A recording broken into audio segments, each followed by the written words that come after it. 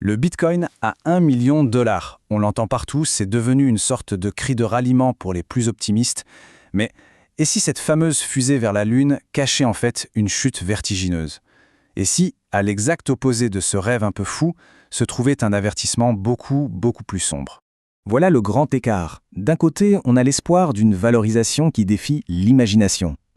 Et de l'autre, on a des analystes très respectés, du genre Michael Burry, celui qui avait prédit la crise de 2008, rien que ça, et qui affirme que le véritable prix cible du Bitcoin, c'est zéro, un simple zéro. C'est ce conflit extrême qu'on va essayer de décortiquer aujourd'hui. Alors, pour y voir un peu plus clair dans tout ça, on va structurer notre analyse en 4 temps. D'abord, on va se pencher sur les promesses de départ du Bitcoin. Ensuite, on les confrontera à la réalité, la dure réalité des chiffres. Puis, on enfilera la casquette d'un trader de marché. Et pour finir, on se demandera quel avenir se dessine vraiment pour le Bitcoin. Allez, commençons par le commencement. Le Bitcoin, ça fait plus de 15 ans que ça existe. Ce n'est plus vraiment un projet tout neuf, il est entré dans ce qu'on peut appeler sa phase de maturité. Il est donc grand temps de faire le bilan, non? Est-ce qu'il a vraiment tenu les promesses sur lesquelles il a été fondé? La première grande promesse, c'est celle qu'on entend le plus souvent. Le Bitcoin, ce serait une protection en béton contre l'inflation, une sorte d'or numérique. Mais est-ce que c'est vraiment le cas? En fait, les faits racontent une histoire bien différente. Sa volatilité est juste extrême. On parle d'une perte de 50% de sa valeur en l'espace de 4 mois. Imaginez, loin d'être un refuge, il agit souvent comme un multiplicateur de crise. Quand les marchés traditionnels paniquent, lui, il s'effondre encore plus lourdement. Et surtout, il a fait bien moins bien que l'or, le vrai, l'or physique. Bref, cette idée d'or numérique, pour l'instant, ça semble plus à un mythe qu'à une réalité. Bon, passons à la deuxième promesse, la sécurité. Le Bitcoin devait nous offrir un coffre-fort, loin des failles du système bancaire classique. Mais est-ce que la sécurité a vraiment été au rendez-vous? L'histoire récente est malheureusement jonchée de catastrophes. On se souvient tous de l'affaire FTX, mais ce n'est que la partie émergée de l'iceberg.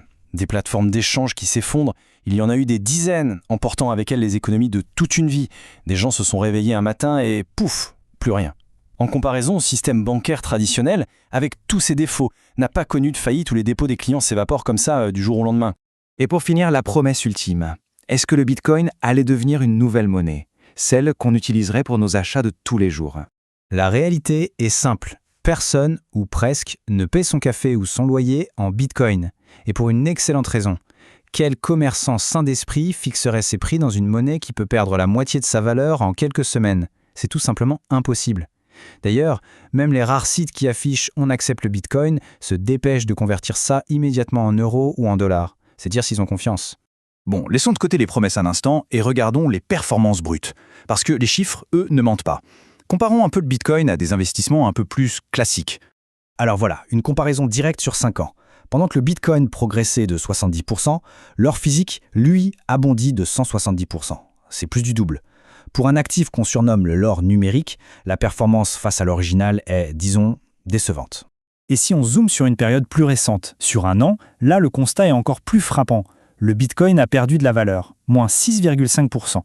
Pendant ce temps, des actifs considérés comme beaucoup plus sûrs ont carrément prospéré. Le S&P 500 a pris 16% et l'or, lui, a grimpé de 65%.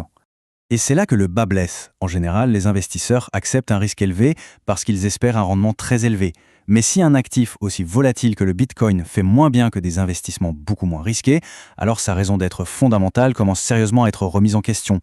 Maintenant, changeons de point de vue. Oublions les grandes promesses et mettons-nous dans la peau d'un trader. Lui, il ne regarde que les graphiques, la psychologie du marché.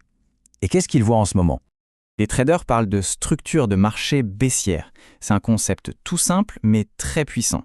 Ça veut juste dire que le graphique montre une tendance où les sommets sont de plus en plus bas et les creux aussi. C'est le signe classique d'une dynamique qui s'essouffle et qui est en train de s'inverser. Et c'est précisément ce que beaucoup d'analystes voient sur le Bitcoin en ce moment. L'autre gros problème, c'est l'épuisement des catalyseurs, c'est-à-dire des bonnes nouvelles. Tous les grands événements qui ont fait grimper le prix par le passé semblent derrière nous. Le lancement des ETF, c'est fait. L'arrivée des grosses institutions, c'est déjà connu, c'est dans le prix. Il n'y a pas de nouvelle grande histoire à raconter pour relancer la machine.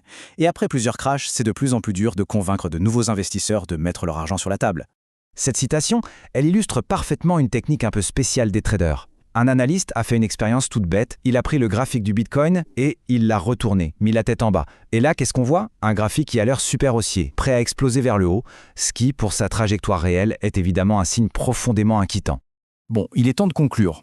Après avoir regardé les promesses, les chiffres, la perspective des marchés, quel avenir peut-on raisonnablement envisager si on se base sur tous ces arguments?